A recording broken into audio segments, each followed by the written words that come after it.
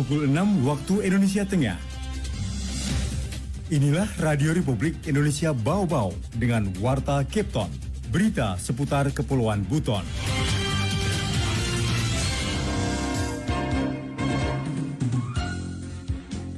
Kita pindahkan atau kita buang tempat lain, tidak perlu dia membakar karena memang risikonya fatal sekali tuh. Dia cepat menyala seperti punya bahan bakar sendiri, dia cepat sekali menyala. Pada saat Rakernas kan salah satu agendanya adalah pemilihan ketua presidium 2023-2024. Nah, terpilih secara aklamasi Wali Kota Semarang.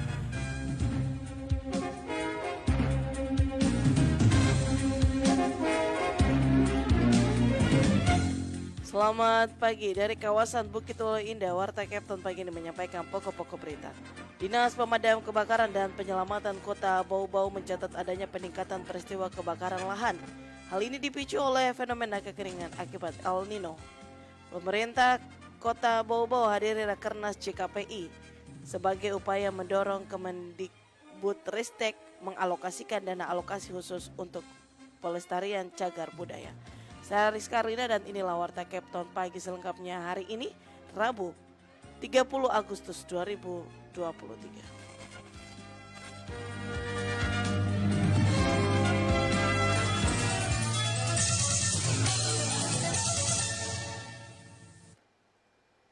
Kita ke berita yang pertama.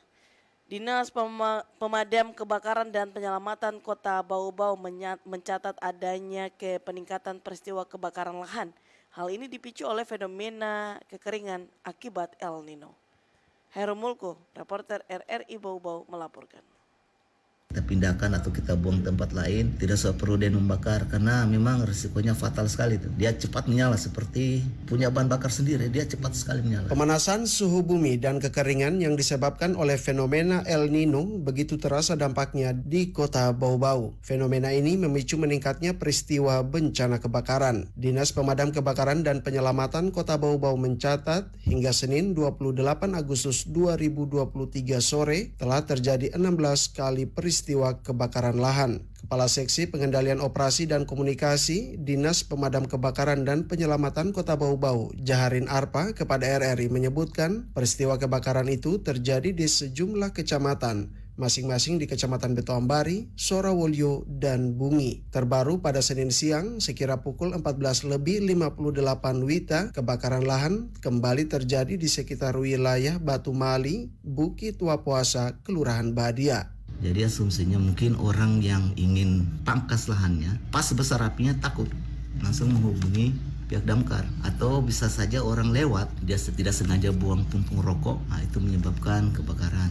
Ini lahan kosong sebenarnya, entah yang punya ini dia menjadikan kebun, kita hanya, atau ya begini, itu lahan, biasa kita tidak tahu siapa pemiliknya. Hanya pas ada laporan lahan di sini terbakar ya. Kerawanan potensi kebakaran di tengah perubahan cuaca ini, tambah Jahirin, membutuhkan kesadaran seluruh lapisan masyarakat. Oleh karena itu, masyarakat diminta untuk tidak menganggap remeh pembukaan lahan dengan cara membakar. Karena api kecil jika bersamaan dengan angin kencang dapat memicu api yang lebih besar. Kita sudah ketahui bahwa di bulan ini musim kering ya, kekeringan. Jadi saya harap kepada masyarakat untuk tidak membersihkan lahan dengan membakar. Banyak cara lain supaya kita tidak membakar, bisa kita pindahkan atau kita buang tempat lain, tidak perlu dia membakar karena memang risikonya fatal sekali tuh. Dia cepat menyala seperti punya bahan bakar sendiri, dia cepat sekali menyala. Jadi saya himbau kalau bisa dipungut saja, ditaruh di karung, kalau memang rumput-rumput dan sebagainya, kayu-kayu dipotong saja, disimpan, jangan dibakar, baru buang di tempat pembuangan sampah. Pihak damkar berharap tidak ada lagi peristiwa kebakaran terjadi di Kota Bau-Bau. Namun jika terjadi sesuatu dan membutuhkan bantuan pihak damkar, masyarakat dapat menghubungi di nomor 0811 400 1113. Reporter RRI Bau-Bau, Herul Mulku melaporkan. Pemerintah Kota Bau-Bau hadiri Rakernas JKPI sebagai upaya mendorong Kemendikbudristek mengalokasikan dana alokasi khusus untuk pelestarian cagar budaya. Afrian Syah melaporkan. Dalam rangka bagaimana melestarikan, menjaga cagar budaya ini. Pemerintah Kota Bau-Bau menghadiri Rapat Kerja Nasional Rakernas Jaringan Kota Pusaka Indonesia JKPI ke-10 di kawasan Kota Lama Semarang yang digelar 22-25 Agustus 2023. Asisten 1 Setda Bau-Bau Laude Aswad mengatakan, kehadiran Pemkot Bau-Bau memenuhi 2 undangan sekaligus, yaitu dari Ketua Presidium JKPI 2022-2023 yang dijabat oleh Wali Kota Palembang dan undangan tuan rumah Rakernas JKPI ke-10 Pemkot Semarang. Nah, kebetulan pada saat Rakernas kan salah satu agendanya adalah pemilihan Ketua Presidium 2023-2024. Nah, terpilih secara aklamasi Wali Kota Semarang. Pria yang pernah menjabat Kepala Dinas Pendidikan dan Kebudayaan Kota Bau-Bau ini juga mengatakan keikutsertaan Pemkot Bau-Bau pada Kongres JKPI sebagai bentuk tanggung jawab moral karena tahun 2018 lalu Kota Bau-Bau pernah menjadi Ketua Presidium sekaligus menjadi tuan rumah penyelenggara Kongres JKPI. Sehingga lanjutnya keikutsertaan Kota Bau-Bau dalam agenda tersebut merupakan komitmen terhadap pelestarian pusaka-pusaka di wilayah Kesultanan Buton. Karena di antara rekomendasi yang dihasilkan dalam Rakernas itu, ungkap Aswad, yaitu mendorong Kemendikbudristek untuk mengucurkan dana alokasi khusus DAK bidang pelestarian cagar budaya. Karena memang pemerintah daerah tidak mampu melihara sendiri, butuh dukungan pemerintah pusat, sokongan dana atau tenaga ahli dalam rangka bagaimana melestarikan, menjaga cagar-cagar budaya ini. Begitu. Nah, misalnya Benteng Wolio Buton kan sudah ditetapkan sebagai cagar budaya peringkat nasional. Nah, tentu ini biayanya mestinya harus ada bantuan pemerintah pusat. Nah, alhamdulillah kan Bau-Bau kan dapat itu bantuan dari pemerintah pusat yang dikelola oleh Balai Provinsi. Selain itu dikatakan Aswad, JKPI juga sebagai upaya mendorong kota-kota pusaka di Indonesia untuk mendapat pengakuan sebagai warisan dunia dari lembaga UNESCO. Reporter RRI Bau-Bau, Afriansa, melaporkan. Anda sedang mendengarkan Warta Kepton, berita seputar Kepulauan Buton.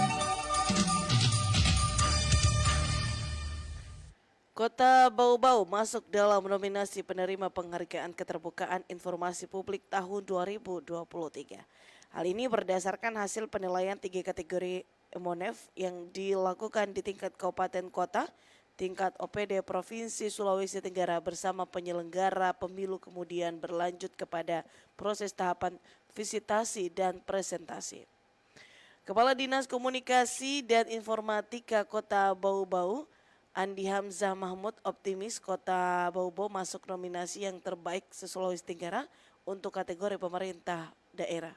Sebelumnya Wakil Ketua Komisi Informasi Provinsi Sulawesi Tenggara Sukriyaman saat melaksanakan MONEF yang visitasi keterbukaan informasi publik pada layanan informasi PPID, Dinas Kominfo Bau-Bau Rabu lalu mengatakan pihaknya sudah melakukan cross-check dan meminta dilakukan presentasi terkait sejauh mana komitmen dari OPD atau pejabat dalam hal keterbukaan informasi. Kita ke berita yang terakhir. Lomba Kelurahan Sehat tingkat Kota Bau-Bau wujud persiapan penghargaan Wistara 2023. Mengenai hal itu, Wade Nuliani melaporkan. Lomba kelurahan dan kecamatan sehat menjadi agenda tahunan pemerintah daerah untuk mewujudkan Kota Bau-Bau yang nyaman, aman, bersih, dan sehat untuk dihuni seluruh lapisan masyarakat. Tahun ini penilaian kelurahan dan kecamatan sehat tingkat Kota Bau-Bau tahun 2023 berlangsung selama 2 hari, yakni 28 hingga 29 Agustus. Lomba rutin ini digelar lebih awal dari tahun sebelumnya, yakni menjelang penilaian Kota Sehat tingkat nasional oleh tim verifikator pusat dengan target mempertahankan penghargaan Wistara 2023. Seluruh kelurahan dan kecamatan sehat bersaing memperebutkan predikat terbaik 1 hingga 3 dengan menampilkan inovasi unggul serta kampung tematik terbaik sesuai dengan potensi wilayah. Salah satu tim penilai Kota Sehat dari Dinas Kesehatan Bau-Bau, Yuslina, berharap apa yang tersaji di kelurahan merupakan program berkelanjutan, inovasi maupun kampung tematik tidak diada-adakan karena lomba, namun pure merupakan pengembangan wilayah masing-masing sebagai upaya pembangunan kota sehat. Proses untuk persiapan konsultasi lapangan untuk tingkat pusat. Jangan sampai di pikiran dari pelaksanaan nanti di kelurahan kecamatan setelah selesai pagi kita menilai langsung bubar dan sudah tidak ada tanaman dan tidak ada yang lain-lainnya, dan harapannya ini bukan hanya karena sekedar penilaian di pagi hari ini, tapi dia berkelanjutan. Karena ini kan kita harapkan bukan hanya karena sekedar dinilai, tapi memang benar-benar ada di kelurahan tersebut dan berkelanjutan dan merupakan bagian dari pembinaan persiapan kunjungan lapangan vegetasi di pusat. Bagi kelurahan dan kecamatan beruntung, kata Yuslina, akan mendapatkan reward dari pemerintah daerah berupa dana pembinaan senilai jutaan rupiah. Proses penilaian kelurahan sehat hari pertama menyasar 4 kecamatan yakni Lelea, Bungi, Kokalukuna, dan Surawolio pada Selasa 29 Agustus di kecamatan dalam kota seperti Betuambari, Wolio, Batu Puaro, dan Kecamatan Murhum. Adapun tim penilai melibatkan Bapeda, Dinas Kesehatan, Forum Kota Sehat, dan PKK Bau-Bau berbagi dalam 4 kelompok terpencar di 4 kecamatan. Masing-masing penilai memiliki tanggung jawab menilai sesuai dengan kesepakatan rapat. Misalnya Dinas Kesehatan menilai inovasi dasar kelurahan, Forum Kota Sehat menilai kelembagaan Pokja dan Forum Kecamatan, PKK menilai kebun dapur ibu, dan Bapeda fokus pada kampung tematik serta pariwisata sehat. Wade Nurliani, Raporteri Bau-Bau, melaporkan.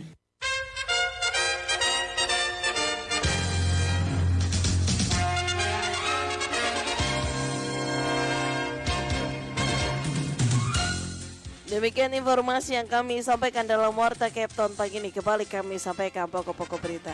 Dinas Pemadam Kebakaran dan Penyelamatan Kota Bau-Bau mencatat adanya peningkatan peristiwa kebakaran lahan. Hal ini dipicu oleh fenomena kekeringan akibat El Nino.